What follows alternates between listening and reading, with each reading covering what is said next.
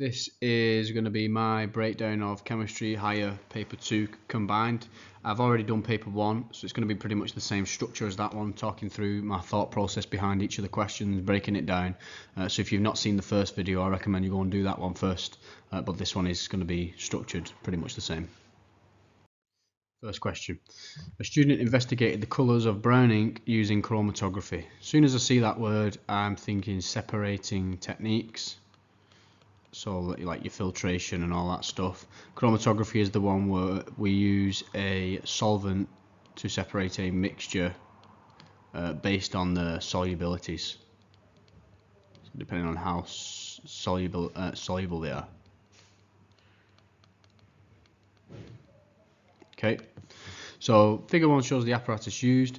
Now if you remember, just to remind you, chromatography you should know is the one where you have a beaker, you have a piece of paper, you draw your start line in pencil, you've got water just below the start line but not above it, and then you have the dots of the compounds dotted on the line, and then the solvent, the water, will move up the paper and separate the ink into its components. So let's have a look at this. So there's the apparatus they've used. This picture shows you a bunch of different colours, and then it's asking us to give 2 errors that are made by the student, so 2 things wrong with this. Now we should hopefully know how the proper way to set this up. Now if we have a look at this, we need to spot what's wrong with it. So the first thing we can spot is the start line is drawn in ink when it should be in pencil, right? So that's the first thing we can write down, is we can literally just write start line drawn in ink. Okay, because it should be in pencil, and so that's the error, that's the mistake. What problem does that cause? What would happen if they do that? It would dissolve, because if you remember, the substances we put on the line are also usually inks, so they dissolve. With the lines in ink, it dissolves as well, and it would mix with the solvent, right? Kind of got to be clear about that one. It's dissolved. Where does it go? It spreads into the solvent. This is kind of important. It would mix with the solvent. Error 2, if you remember from the one I showed you the correct way of doing it at the start, the solvent goes above the start line. Very important that that does not happen. So solvent is above the start line. Why is that a problem? Well, if that happens, then same again, the colours are going to mix with the water, they're going to spread and they're going to dissolve into the solution rather than climbing up the page. So colours would dissolve and also spread into solvent. Okay, or the opposite. So because they've spread and it's all over the place, it's not going to climb up.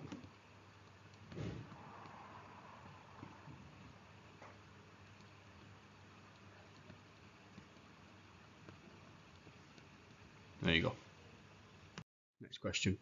A different student set up the apparatus correctly, so they've done it correctly this time. Figure 2 shows the results. We've got a bunch of colours, a bunch of dots, depending on how far. So obviously we know straight off, as soon as I see that, it tells you that, well, these ones are most soluble and then these ones are the least, right? Because depending on how high they climb up, depends on how soluble they are. Give 2 conclusions that the student can make from figure 2 from the 4 colours in the brown ink. So we've got the brown ink, these are the ones where we've got unknown colours, and we need to conclude what can we decipher from this. So the first thing we can decide is the colours that match it. I would do so. That one is matched, that one is matched, that one is matched. So first one is it contains, so we've got yellow, blue and red, right? Contains yellow, blue and red ink. Okay, one of them is this one here, right? That doesn't match up with anything, so we can also conclude it contains an unknown colour.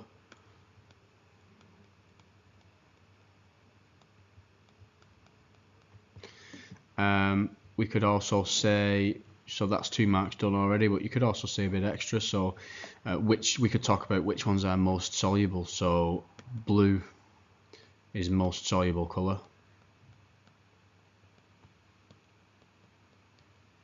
And which one is the least soluble? Well, got to be careful with this one because this one didn't even move. So can you even say it's soluble?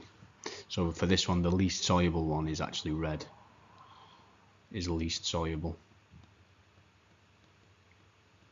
Green didn't move, so that means it's not soluble. Does not dissolve, right? Won't dissolve in that solvent, whatever they've used. Next question. So why was the green colour still on the start line at the end of the experiment? Well, if you remember, the green was on the start line, didn't move, and we already said if it doesn't move, that means it's not going to dissolve, so it means the green colour was insoluble in the solvent. We already talked about this.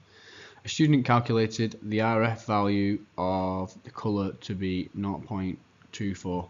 So the RF value, if you remember, is retention factor. Just means how soluble is it. So it goes from a range of nothing, not soluble at all the way up to a maximum of 1. It's basically a percentage, right? You're always working out, the way I think of it, a percentage of how far the solvent travelled. What percentage did the solute travel, the thing that was dissolving? Because obviously if it went the same distance as the solvent, that would be 100% travelled all the way. That would be a retention factor of 1. So the RF value of this colour was 0.24, travelled 24% of the way up the solvent line, and the colour moved 1.8 centimetres from the start line. So talking about the colour, which is the solute, and we'd be given the RF value. Calculate the distance of the solvent, right? So we're given this and we're given this and we're trying to work out this. So the first thing I would do, if you're good at algebra, you can just rearrange it and then chuck in the numbers, but I would put the numbers in first and then rearrange it. Makes it a bit easier. So I'm going to rewrite this exactly in that order, but I'm just going to put the numbers in. So RF value was, I'm going to replace that with 0.24 because I had a number, equals, I had a number for my colour, was 1.8, so 1.8 over, and then the distance moved by the solvent. I'll just write solvent. Okay, and we're trying to work out this. You could do this in you could do this in one step. If you're good at algebra, I will do it in 2. So first off, I'm going to move that solvent over to the other side from underneath. What's the opposite of divided by the solvent? It's going to be times. So that means the solvent times 0.24 equals 1.8, right? Distance travelled by the solvent.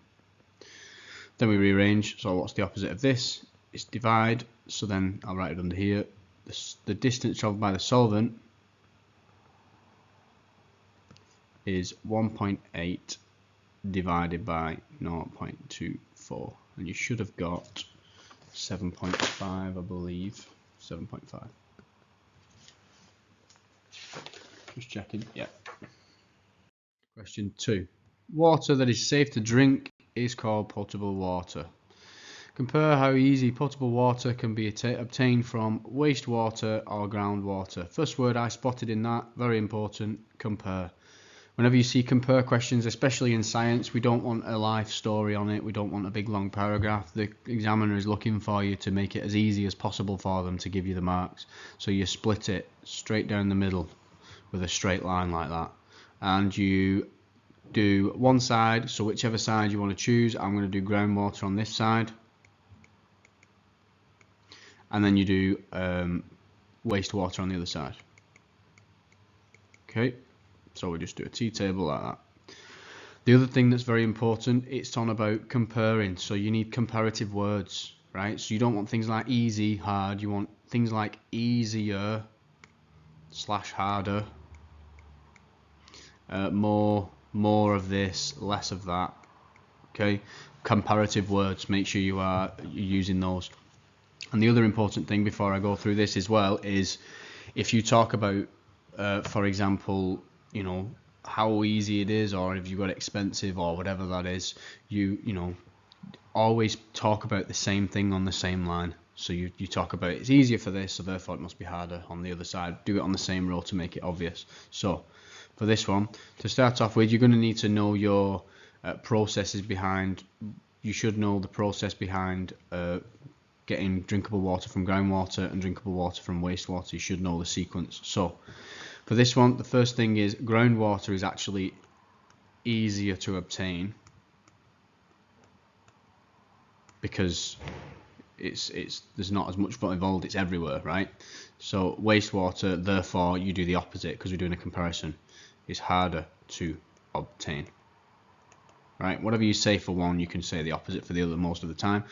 Which one involves more processes to get it to the point where you can drink it? Well, wastewater's come from you know what, so it's going to take more processes to get it to the point where you can drink it. So this one has fewer processes, so this one has more processes. Okay, next step I would talk about is how are these two kind of filtered to get rid of the stuff, because think about it in terms of the sequence of what you do to get the drinkable water from it. So the first thing for groundwater is we filter it, filtered through a filter bed.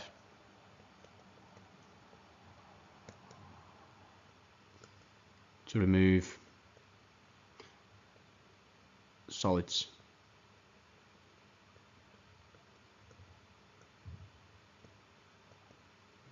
Okay, what do we do in wastewater? It's the step in that one. The very first one is just, remember, if you remember, called screening and grit removal. Okay. Now, there's actually a bunch of extra steps involved in wastewater that we don't need for groundwater, so we can add in underneath that. So in wastewater we use sedimentation to produce sewage, sludge and effluent. Okay, what comes next on that one? We're still not quite there yet. So we've got aerobic biological treatment.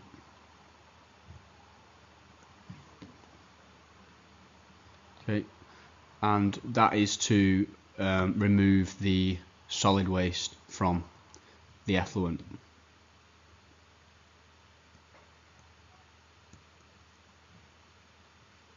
I'll just put remove solid waste for that. Okay, now we're getting closer to the point where they're actually at a similar point, because the steps with removing the solids from it are a bit different. So let's go to this. I'll change colour to make it a bit clearer. So then for this one, once you've filtered it and got rid of all the solids, now we need to get rid of the bacteria and stuff like that. So for this one, sterilised with either UV light, you could use ozone or chlorine. Okay, and then for this one you do the same, right? You can just write it again. I would just write it again if I were you. Okay, and then the final bit for this one, extra step, so I'll put it on the bottom if I had. So at that point the sludge needs to be anaerobically treated and digested by a specific kind of bacteria, because at that point you've got rid of all the bad stuff, most of the bad stuff, but you've got to get rid of anything that may still be organic in there to remove, hold on, organic matter. Okay, so it's a bit of a long-winded explanation for that, but whenever you've got comparisons, always put it in a table, make it super easy for them to read the comparison between the two rather than writing a big long paragraph where they've got to try and decipher what you're actually talking about. This avoids you being in the scenario where you're using communication and you might miscommunicate which one you're talking about. You just put it in a table like that, and then it's almost impossible to lose silly marks. A scientist produced potable water from 150 centimeters cubed of salty water. Which process can be used to produce potable water from salty water? We should know this. I mean, it's not going to be electrolysis because that's not talking about drinking stuff. It's not going to be filtration because the salt's dissolved, it's going to get straight through. And it's not going to be sterilization because we're not talking about removing bacteria. It must be distillation. And then the next one. The salty water contains sodium chloride, which is just typical salt. The scientists collected 2.4 grams of sodium chloride from 150 centimeters cubed of salty water. So this is a, what's that? If it's a centimeters cubed, it's a volume, and then this is a mass. Okay. Calculate the concentration of sodium chloride in grams per decimeter cubed. First thing, it says calculate the concentration, so you should hopefully know. This is what I'm thinking. Concentration is mass divided by volume because it's the mass of something per unit of volume. And it also says grams per decimeter cubed, so we have to be careful with that because we can potentially lose marks if we don't convert to that. So I would do that first. So we've got 150 centimeters cubed of the substance. Now, if you remember, a decimeter is 10 centimeters, right? 1 decimeter is 10 centimeters. But when we're converting between volumes, it's a little bit different because we've got cubed involved. So rather than it being obviously to go from if we wanted to go from decimeter to centimeters, we would times by 10. If we want to go the other, we would divide by 10. But for this one, we're going to divide by 10 because it's a volume. It's 10 cubed, which is actually the same as divide by 1,000. So you convert it first. So 150 divided by 1,000 gives us 0.15 decimeters cubed, which is our volume. That's the hardest bit in this question, and then you just chuck it into the equation. So mass divided by volume, 2.4 divided by 0.15 gives us, answer is 16. This question is about the reaction between sodium thiosulfate solution and hydrochloric acid. As soon as I see that with acid, I'm immediately thinking the whole rates of reaction topic. Probably end up talking about collision theory and all that stuff later on before I even get to it. That's the topic I'm thinking of. So the equation for the reaction is as follows. Sodium thiosulfate plus hydrochloric acid makes sodium chloride, water, sulfur dioxide and sulfur. Okay, the mass of the conical flask and contents was greater at the start of the reaction than at the end. So what's that saying? That is actually saying that we have lost mass at the end. Explain why. So for this, the clue to that would be start looking at the state symbols of the substances that we are using or making. So if we have a look at this, obviously reactants doesn't really matter for this. Why is the mass less at the end than it was at the start? So if we have a look, I mean, that's aqueous, that's going to be in the solution. That's a liquid, it's in the solution. That's a solid, it's in the solution. That's actually what makes it go the cloudy colour. What's not on any of those? It's that one. This is a gas, right? So what does a gas do? A gas just moves, spreads into its surroundings. If there's no bung on the thing, no lid, it's going to be lost. So we can say sulfur dioxide gas is produced.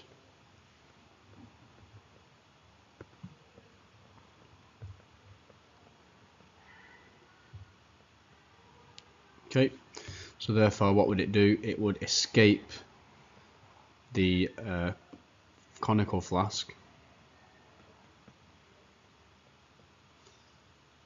and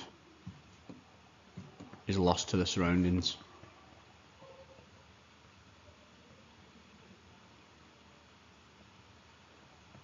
Easy enough. A teacher demonstrated the reaction between sodium thiosulfate solution and hydrochloric acid. So you should hopefully be familiar with this practical setup. Shows the experiment was done in a fume cupboard.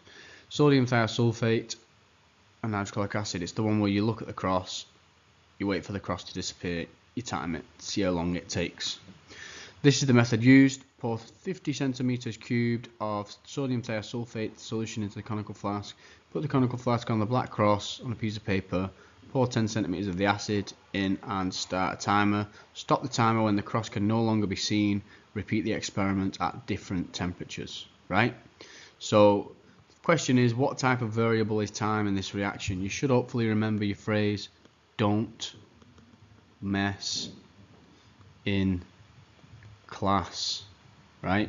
So remember, don't mess. Dependent is the thing you measure. Independent is the thing you change. And then obviously control is the one you keep the same.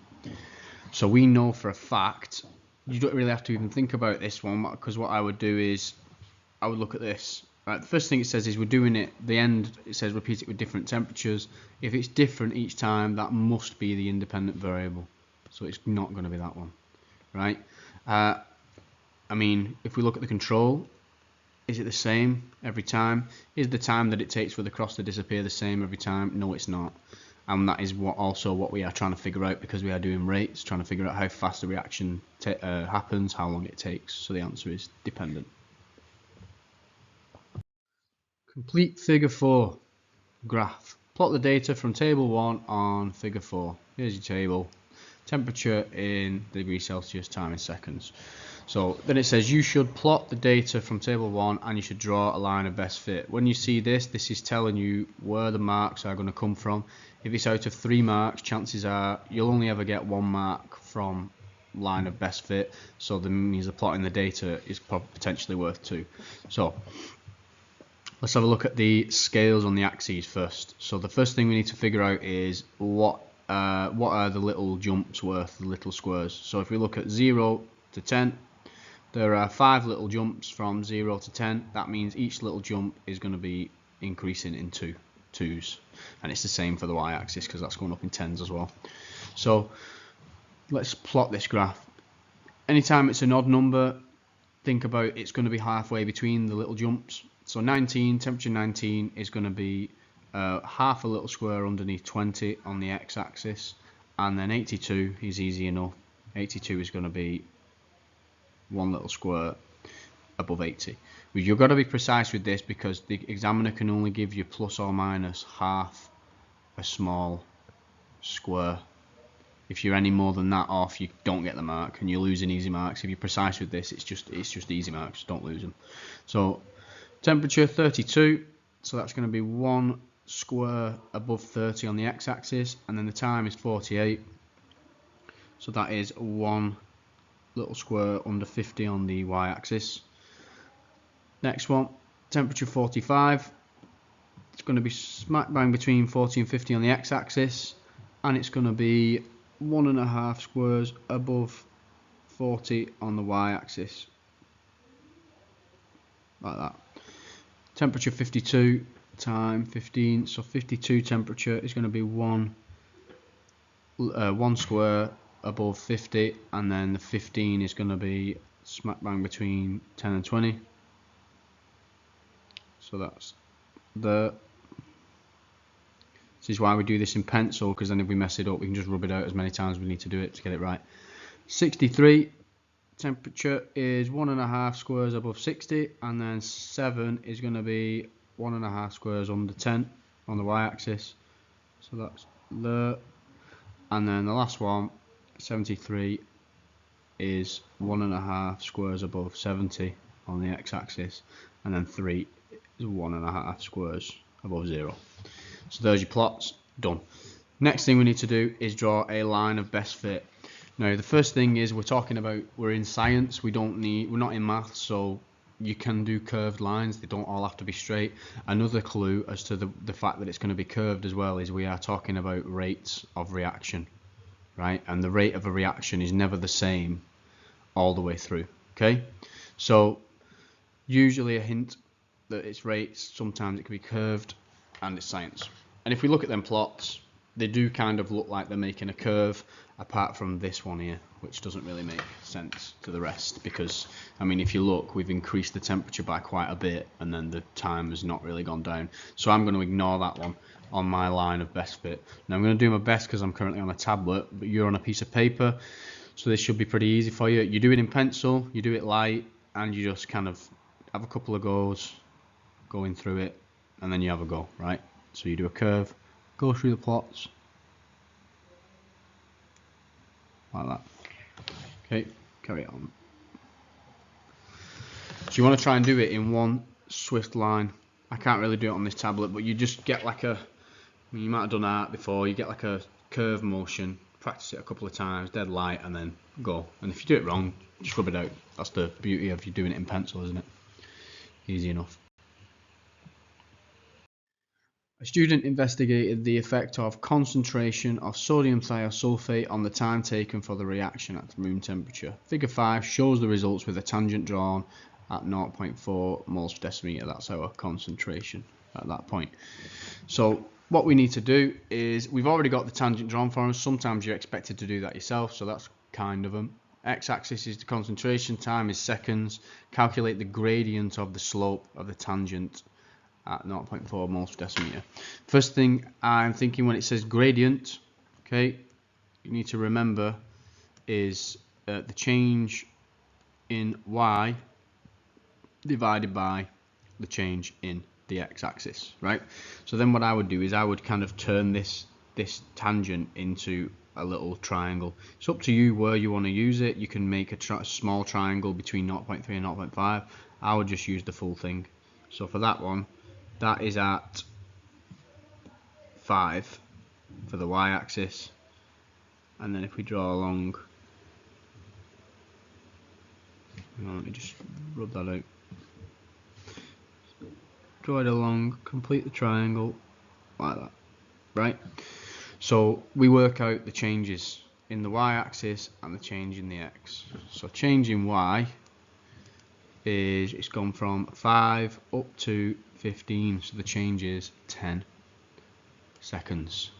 The change in x, it's gone from 0.1 up to 0.6, so the change in x is 0.5 moles per decimeter. Okay, then we just calculate, chuck them into the equation. So the change in y was 10 divided by the change in x was 0.5, and the answer is 20. So that's your number, right?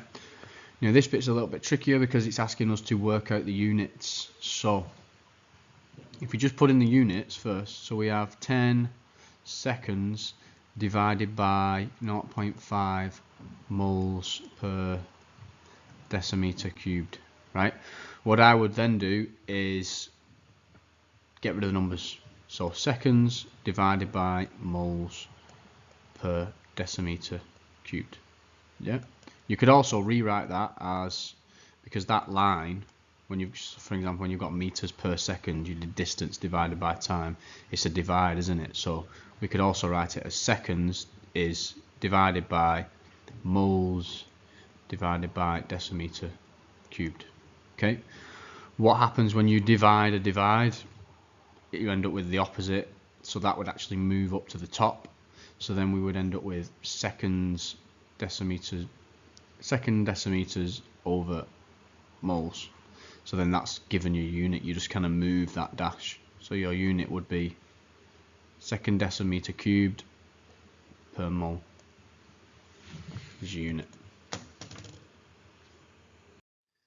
3.5. Student determined the rate of the reaction at regular time intervals during an experiment. Explain why the rate decreased during the reaction. Give your answer in terms of particles. Whenever you see the word particles and rate, the phrase that I'm thinking immediately is frequency of successful collisions, right? What is the frequency of successful collisions and why, if it's changing? So that phrase you need to use probably in your answer anytime this happens. So why does it decrease during the reaction? Well, if we think as the reaction progresses, okay, the reactants are being used up and being turned into products, so the amount of particles that we have as reactants is going to be less and less and less as time goes on. So that's the first thing we can put. Number of particles of reactants per unit volume decreases. Yeah, that's your first mark. Therefore, what was the phrase that we need that we always use to get the second or third mark if it's the third 3-mark question? So therefore, less frequent successful collisions, or the frequency of successful collisions decreases is one way you could put for that. This question is about hydrocarbons and the uses of hydrocarbons. Figure 6 shows a model of an alkane. So that's the one that's single bonds only. So it's not an alkene. And then it says, what is the name of alkane in figure 6? For this one, you only need to remember the first 4 because the rest are easy, aren't they? So the first 4 you need to remember the one with 1 carbon, 2 carbons, 3 carbons, 4 carbons. So first one was methane, second one was ethane, third one was propane, and the last one, the fourth one, was butane. And then after that, 5 pentane, 6 hexane, as in like hexagon, 7 heptagon, hexane. The rest are easy, you just need to remember these 4. How many carbons has it got? 1, 2, 3, 4, so it is butane. Then what is a hydrocarbon? I mean, don't really need to explain that one. The clue is in the name, made out of hydrogen and carbon.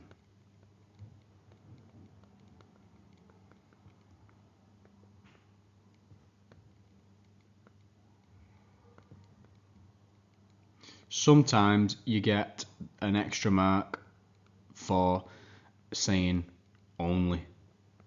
So it's only made out of hydrogen and carbon. So just keep an eye out for that.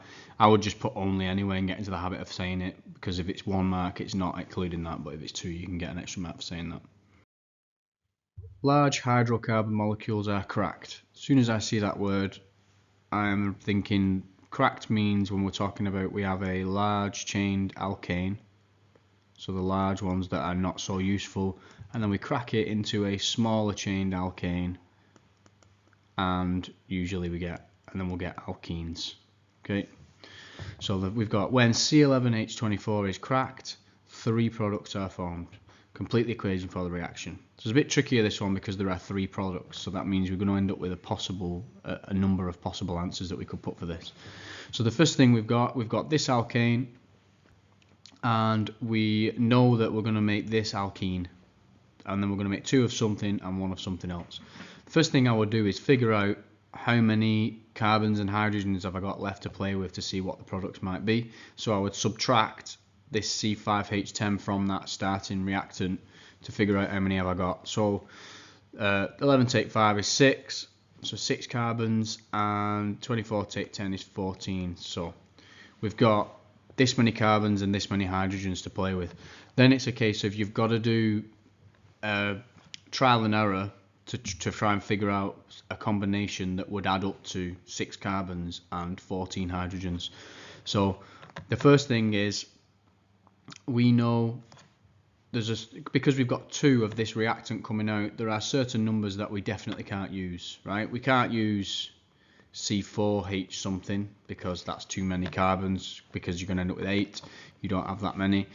You can't use C3H something. I mean, you might be able to, but if we're thinking it in context of focusing on an alkane being produced, that kind of narrows it down for us, because the whole reason we do this process is to get an alkane, because alkanes are more useful. So, well, more useful as fuels anyway. So what we can do is we'll try different numbers. So let's try C2, right? So let's try, for this one, you just trial and error it 2 times, which you could do an alkene. So C2H4, so that's ethene.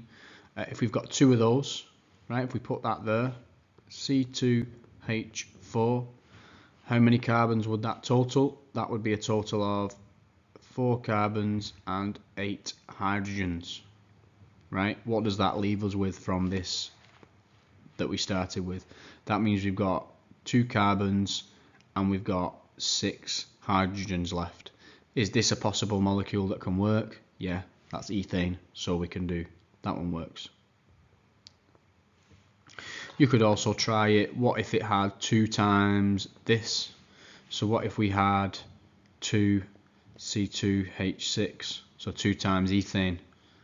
Okay, does it work? What have we got left? 4 carbons and 12 hydrogens. That would leave us 4 behind and 2 carbons. Sorry, H4. Okay, is that a molecule that exists? Yep, that's ethene. So you could actually do it the other way round, like that.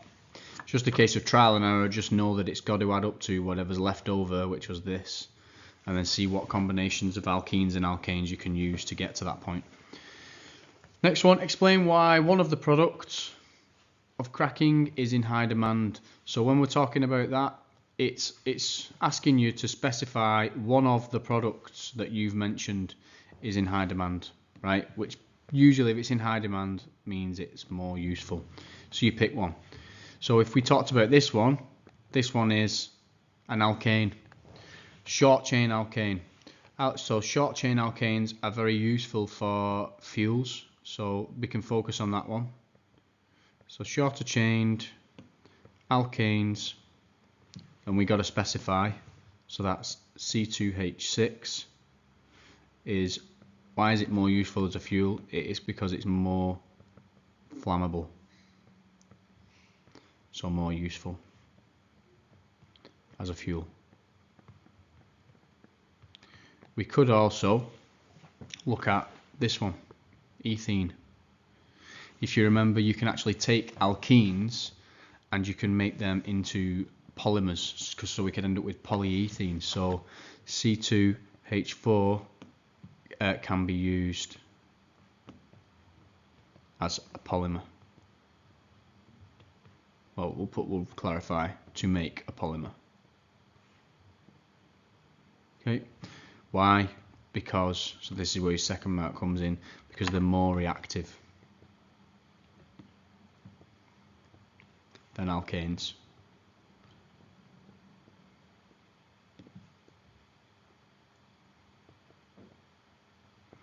There you go.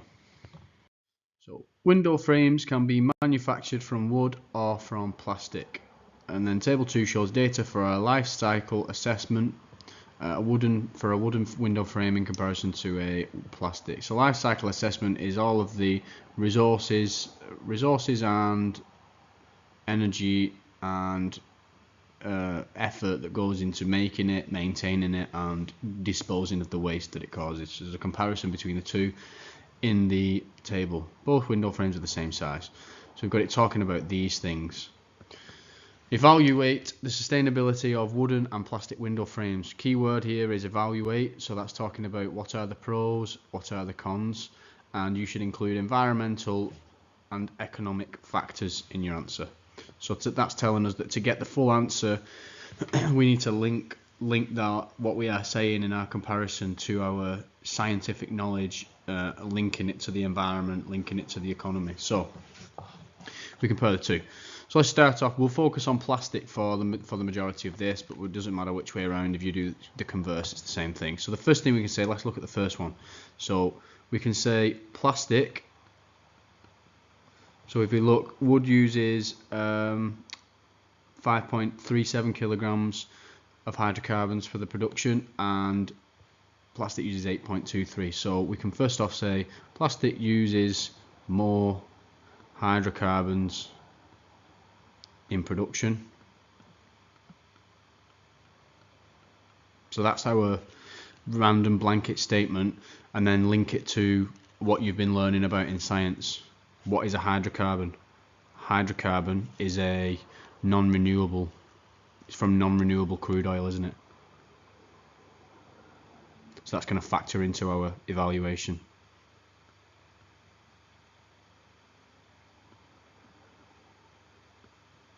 Okay, so we've done the first one. Let's look at the next one. Greenhouse gases released during production, use and disposal in kilograms equivalent of CO2. Which one releases more greenhouse gases? It's plastic, so that's our next one. So plastic releases more greenhouse gases.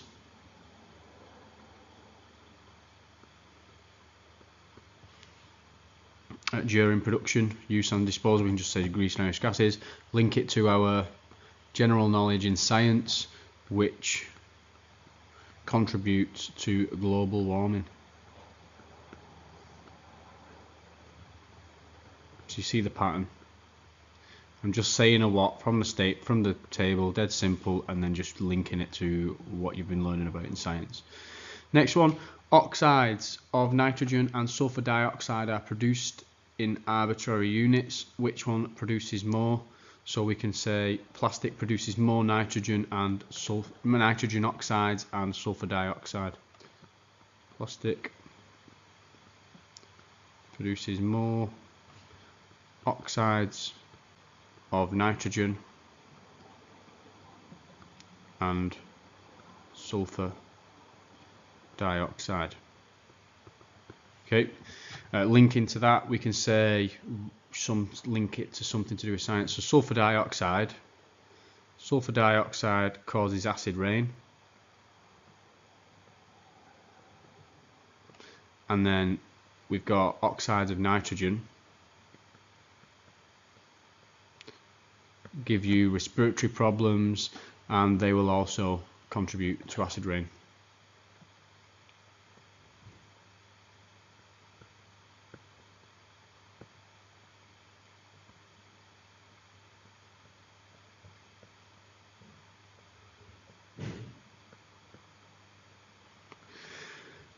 Next, so we've done that one, done those first three. Waste materials. So next we've got plastic. Plastic leaves behind more waste.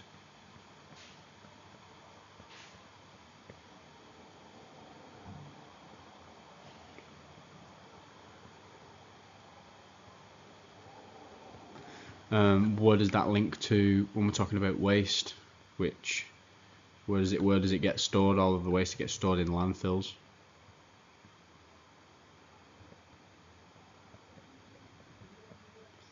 Okay.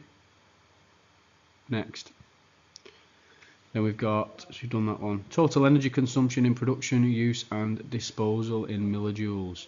So plastic consumes more energy.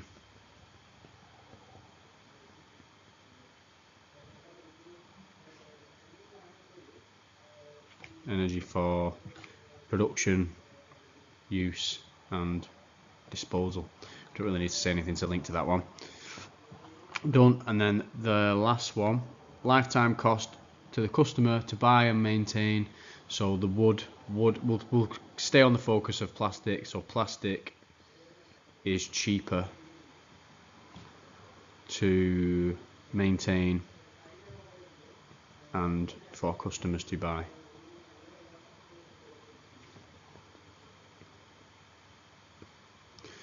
And then finally, because we are doing an evaluation, we need to make a final judgment on it. So what we need to do for this is you look at the pros and the cons.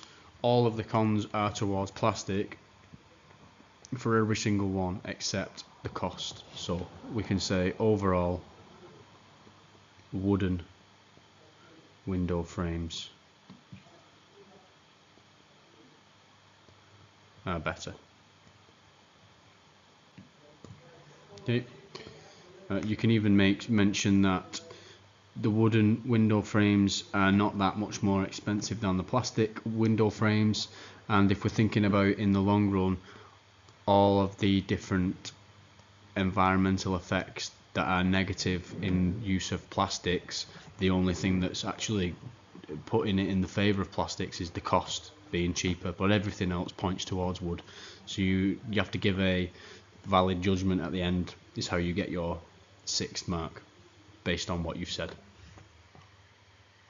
This question is about Earth's atmosphere and the Earth's resources. Talking about the Earth's atmosphere, there's already a hint as to what's going to happen and what we're going to be talking about. After the formation of the Earth's early atmosphere, the amounts of nitrogen and oxygen changed. Right, before I even read any further, the first thing I am going to be thinking about is the comparison of Earth's early atmosphere and now. So early, it was mostly CO2, some water, about 4% water, and then other gases like traces. Whereas now it's mostly nitrogen, it's about 21% oxygen, and then trace gases. Okay, so the first thing I think, as soon as I see that, what's the difference between it then and now, because it's changed. Explain the main changes in the amounts of nitrogen and oxygen in the Earth's atmosphere. So the first thing we can do, one of them is a lot easier than the other one, and that one is oxygen, because it's pretty much obvious. What has happened to the oxygen between then and now? Then it was almost non-existent because most of it was CO2, and then now there's a lot more oxygen. What process can you think of that takes CO2 and turns it into oxygen and makes the oxygen increase? So the first thing we can say is oxygen has increased. What's the process? You should know. It's called photosynthesis by plants. And then the other one, so we've got nitrogen. What has happened to the nitrogen? If it was a trace gas back then, because most of it was CO2 and a bit of water. So the first thing we can say is nitrogen increased. Why is that? Where did the nitrogen come from? If you remember, we had volcanoes spewing out loads of gases, you know, a bit of water, a little bit of it was nitrogen gas, some methane in there. But because nitrogen gas, what's a bit unique about it, it's unreactive. So that means it spurted out into the atmosphere and then it doesn't do anything and it doesn't change. So the volcanoes is what caused the nitrogen to increase. So volcanoes emit nitrogen gas. You don't really need to explain any further because it's state what changed, explain it a bit, state what changed, explain it. You don't need to go any further than that. You could go into the nitrogen's unreactive, etc., but you're not needed to do that for this question. Describe how coal was formed from the carbon dioxide present in the Earth's early atmosphere. So there's two common things that we can spot here. Carbon dioxide and coal, what do they both have in common? They both have carbon in them. And then there's a hint. What I'm thinking now is you start talking about potentially the carbon cycle, how carbon is constantly recycled by different things, changing into different molecules throughout plants, animals, etc. So how coal is formed from the carbon dioxide. So first thing we need to think about is, where does the carbon dioxide go? The most obvious one, where is it used? It's used by things like plants. Okay, here's a tree, a lovely tree. Carbon dioxide goes in, comes out as oxygen, so therefore the carbon is trapped in the tree somewhere. Okay, the tree dies and then it gets trapped underground, and then pressure, lots of pressure, and that's how it ends up compressed as coal. Okay, so that's kind of where the coal ends up going. So all we need to say is, first one would be carbon dioxide is used in photosynthesis. And then what ends up happening, where does it get used? In plants or trees. Okay, they end up dying, so they die and compressed underground.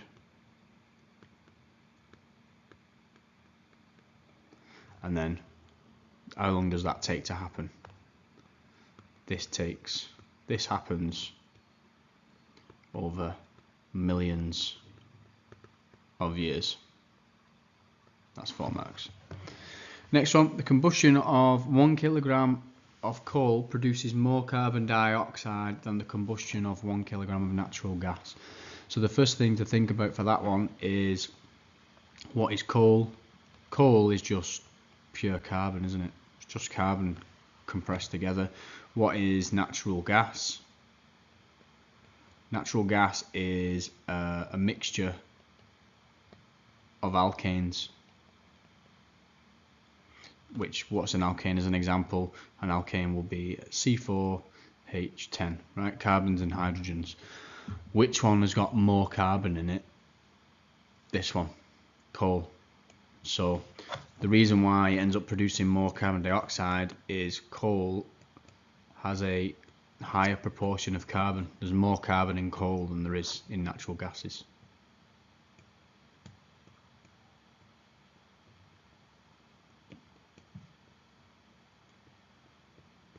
There you go. Metals are extracted from metal ores found in the earth. So things about extract. As soon as you see the word extraction methods, you're thinking things like displacement. Okay, you're thinking things like electrolysis might be relevant in this question. Describe how bioleaching is used to extract copper from low-grade ores. As soon as you see the word bioleaching, immediately I'm thinking there are two methods that kind of link together talking about low-grade ores, and that is bioleaching and phyto mining. They kind of go hand in hand, especially when you're doing this topic. The easy way to remember which one's which: bioleaching begins with a B, that's the one that's using bacteria, then the other one must be, and then the other one, phytomining, begins with a P, that's the one that uses plants. Easy way to remember it. So then we have a look answering this question. I mean, we get the first mark for literally saying it uses bacteria. Now you put the bacteria in the substance, and the bacteria, you don't really need to go into massive detail on exactly what's happening, but what the bacteria does is it makes a solution with what we call the leachate, because it's got oxygen in it. You will end up with copper sulfate. So the bacteria causes a solution that's got copper compounds in it that we can then extract the copper from. So the bacteria produces copper compounds in solution. Okay, and then we need to extract it. How are we going to extract the copper compounds? What are the two methods that you could use to extract? You could use displacement to extract the copper with displacement reactions, or electrolysis.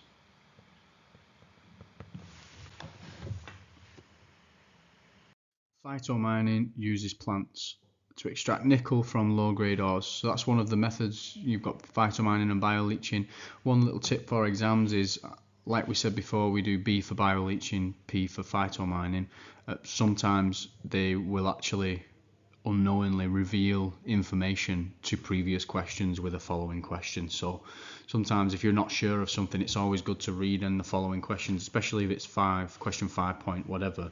They might reveal information that reminds you of whatever the thing is that you forgot for a previous question. So just a little tip. The plants contain 0.792% nickel by mass. So whatever mass of plants we've got, 0.792% of that is going to be nickel. The plants are burned to produce ash, and then the ash from these plants contains 4.8% nickel by mass. So calculate the mass of the ash produced from burning 1,000 kilograms of plants, and then give your answer in grams in standard form. Very important for this, because we could lose potentially 1 or 2 marks if we don't do this at the end.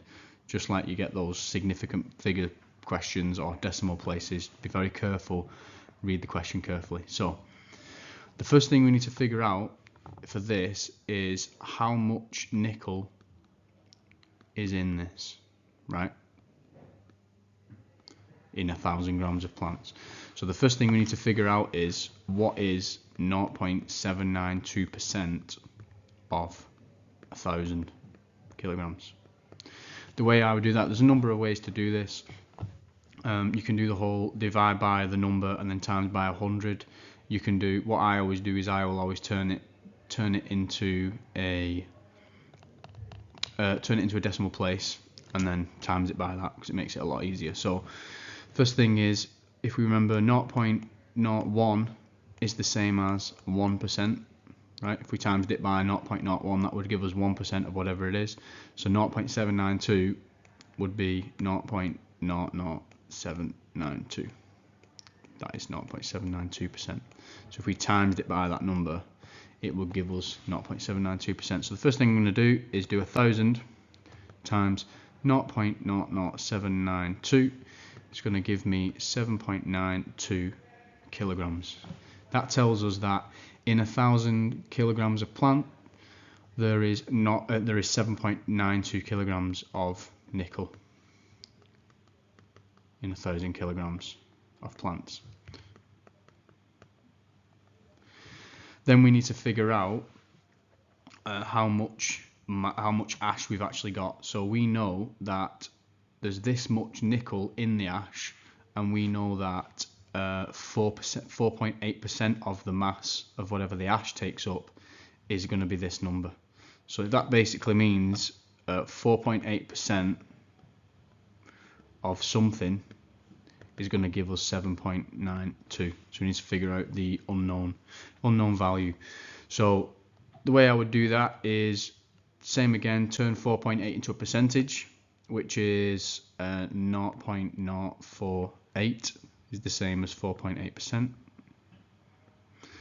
So that means if we times something by that number, we're going to get 7.92. So I would actually write that out. So question mark, something that we're trying to work out, the mass of the ash times 0.048 gives us 7.92 kilograms. Then we just rearrange it. So the question mark is going to be 7.92 divided by 0.048 gives us 165 kilograms of ash. Okay, we're not quite done there because we need to times it by 1,000 to get it into grams.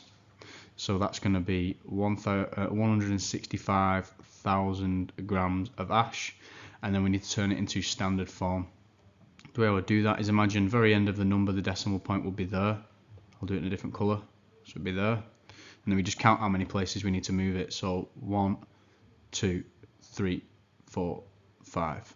So the answer would be 1.65 times 10 to the power of 5 is your answer. This question is about catalysts and equilibrium. So as soon as I see those words, equilibrium, I'm thinking first thing that pops into my head is the reversible reaction symbol.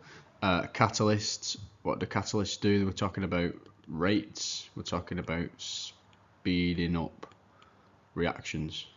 What type of substance is a catalyst in biological systems? I mean, if you can remember the phrase biological catalyst, and we can break it apart. I mean, hopefully you can just know this one off the top of your head, but is it algae? I mean, there's nothing to do with catalysts on that one. Alkene is not biological because that's just a chemical. Formulation is when we've got a specific recipe of something, so it's got to be enzyme, which if you remember this phrase, biological catalyst is what we call an enzyme. So a catalyst in living things. Explain how a catalyst increases the rate of a reaction. So when I see that, I'm thinking this diagram. So energy profile, you've got progress of the reaction and energy. And then you have, let's say it was an exothermic, right? Reactants, products, and then you have your activation energy. And if you had a catalyst, so this is our activation energy. If we had a catalyst, it lowers that activation energy. So less energy needed to get the reaction to start. So that's the first thing we can say is it lowers the activation energy.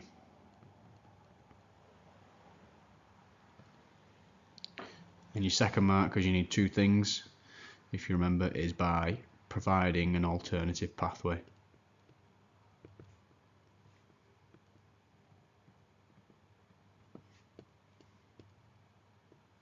There you go.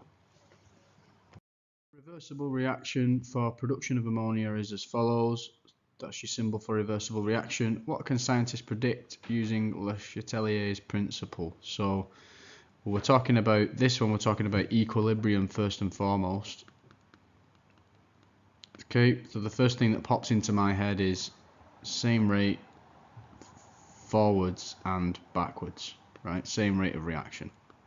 So the products are being made at the same rate that the reactants are being made. What can scientists predict? So they can predict the position of the equilibrium. So depending on the amount of products or the amount of reactants that there will be in the equilibrium, depending on if they change different conditions.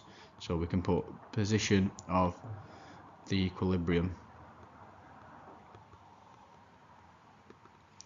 when changing conditions.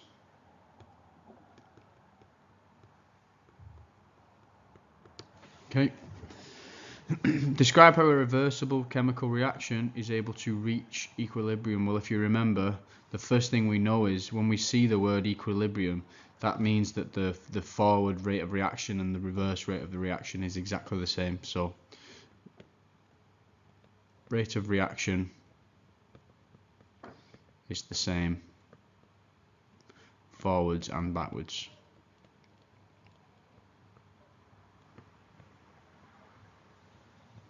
You could say that the reactants are being used up at the same rate as that they're being made, so the forward reaction and the reverse reaction is the same.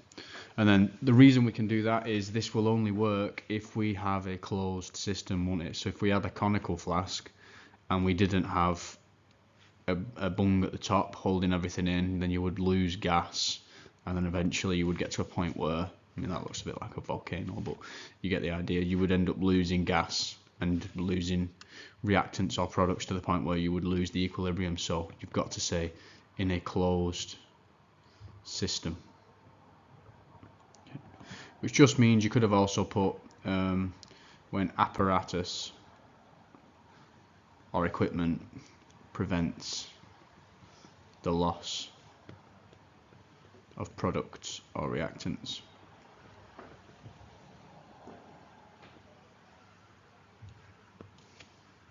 Explain the effect of increasing the pressure on the yield of ammonia.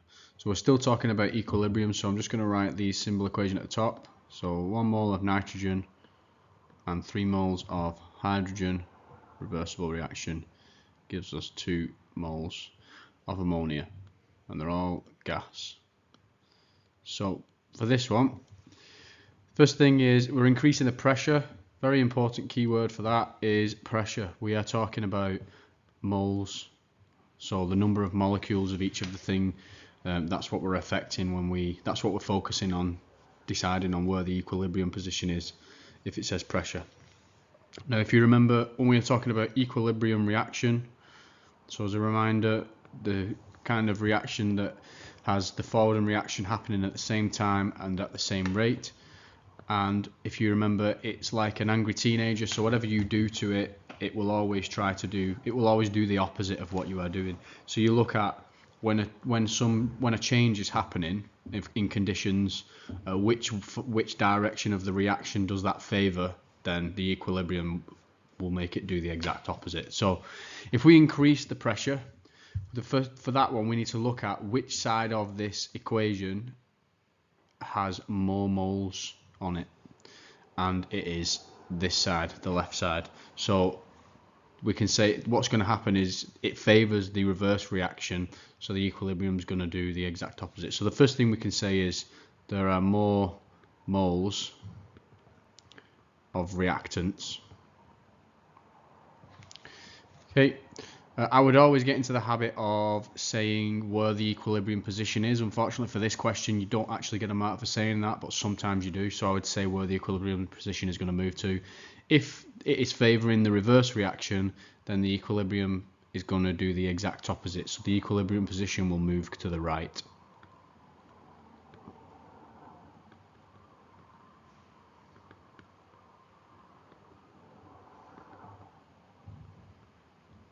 Okay. I'll put that in a coloured bracket because this one, for this question, you don't actually get a mark for that, but sometimes you do. So always get into the habit of doing that because it'll also help you decide what's going to happen. And then we need to decide explain how that's going to affect the yield of ammonia. Well, if the reaction is moving to the right to favour the other side, that means we're going to get more ammonia coming out the other end. So the yield of ammonia increases. Next one, the forward reaction to produce ammonia is exothermic. So the first thing I'm going to do, as soon as it says that, the forward reaction, so you would have this on your sheet, I've written it at the top. So the forward reaction is exothermic, so therefore the reverse reaction must be endothermic. Explain the effect of increasing the temperature on the yield of ammonia. Now, if you think about, exothermic is the one that gives out energy to the surroundings, so you feel it as hot, and then endothermic is the one that takes in energy from the surroundings and you feel it as cold. So if we're increasing the temperature, that is favouring the forward reaction, because that's the one that's hot, that gives out the energy. And like we said before, what is equilibrium going to do? It's going to do exactly the opposite. It's going to move the position in the opposing direction to what you are doing to it. So the first thing we can say is equilibrium will move in the endothermic direction, or to the left.